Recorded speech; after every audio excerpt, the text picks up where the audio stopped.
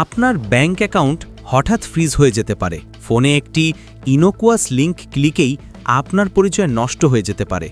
আজ আমরা এমনই এক ভয়ঙ্কর হুমকির বিষয়ে কথা বলবো। বাংলাদেশে সাইবার হামলার দালান বাসা দ্রুত বাড়ছে। আপনি প্রস্তুত আছেন কিনা চলুন দেখা যাক। 2025 সাল দেশে ডিজিটাল লেনদেন, মোবাইল ব্যাংকিং, অনলাইন ভোটিং, সরকারি সেবা একসাথে হচ্ছে। কিন্তু সেই ডিজিটাল উন্নতির সঙ্গে সঙ্গে বাড়ছে এক ভয়ঙ্কর শত্রু, সাইবার হামলা। বিশেষজ্ঞরা বলছেন এখন শুধু ব্যক্তিগত তথ্য নয়, দেশের অর্থনীতি এবং জাতীয় নিরাপত্তাও টার্গেট হয়ে উঠছে।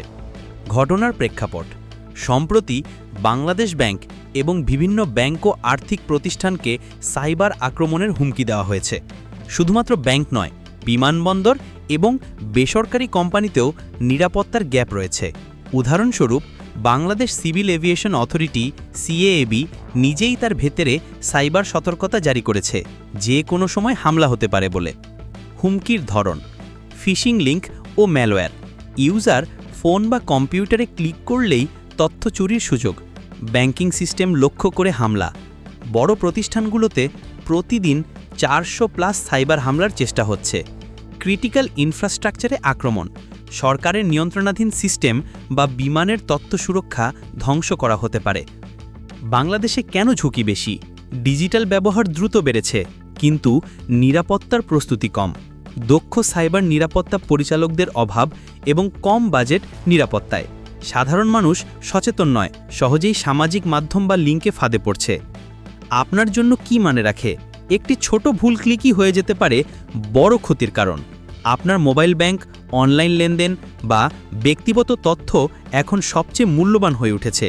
আপনি যদি সচেতন না হন, তাহলে হ্যাকাররা সহজেই আপনার কাজ স্বভাব ধ্বংস করতে পারে। কি করা উচিত? দ্রুত পদক্ষেপ: 1.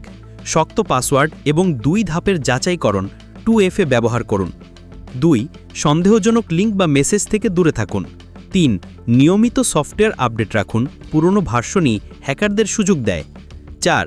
সংবেদনশীল তথ্য ভাগ করবেন না, বিশেষ করে সামাজিক মাধ্যম বা পাবলিক ওয়াইফাইয়ে। 5. যদি দেখতে পান অস্বাভাবিক ট্রানজ্যাকশন, সঙ্গে সঙ্গে ব্যাংক বা সংশ্লিষ্ট কর্তৃপক্ষকে জানান।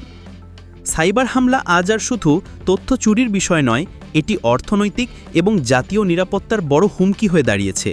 দেশ এবং সাধারণ মানুষ দুজনই এখন সাইবার নিরাপত্তায় নিজেদের প্রস্তুত করতে বাধ্য।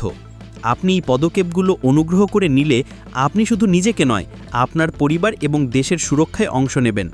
আপনি এই ভিডিওটি যদি সহায়ক মনে করেন, তাহলে লাইক দিন, মন্তব্য করুন আপনি কি আগে কখনো অনলাইন ফ্রডের শিকার হয়েছেন, এবং অবশ্যই চ্যানেলটি সাবস্ক্রাইব করুন, কারণ বাংলা পালস নিয়ে আসে প্রতিদিনের এমন গুরুত্বপূর্ণ বিষয়।